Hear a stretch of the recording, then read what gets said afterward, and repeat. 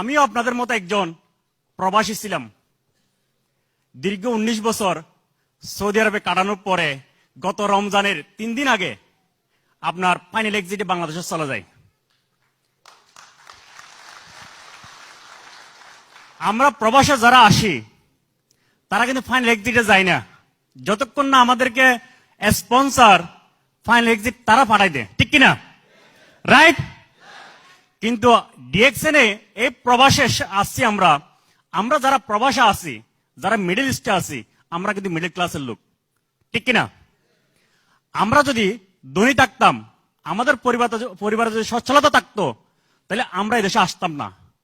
আমরা ফ্যামিলিকে একটু ভালো পরিবেশ দেওয়ার জন্য, ভালো খাদ্য বস্ত্র অন্ন তুলে দেওয়ার জন্য আমরা প্রিয় মাতৃভূমি ছেড়ে এদেশে আসছি। রাইট আর রং? আর এই দেশে আসার পরে আমরা 10 বছর 20 বছর আমরা স্ট্রাগল করি, পরিশ্রম করি, পরে লাস্টে আমরা কি করি? দেশে চলে যাই। যাওয়ার সময় আমাদের তাকে কি 2-4টা রোগ, ডায়াবেটিস, গ্যাস্ট্রিক, আলসার, ক্যান্সার, অনেক ধরনের রোগ নিয়ে আমরা দেশে পাড়ি জমাই, ঠিক কিনা? যাদের জন্য আজকে আমরা এই প্রবাসে আছি, তারাই আমাদেরকে অবহেলা করে অনেক সময় ক্ষেত্র বিষয়ে, ঠিক কিনা?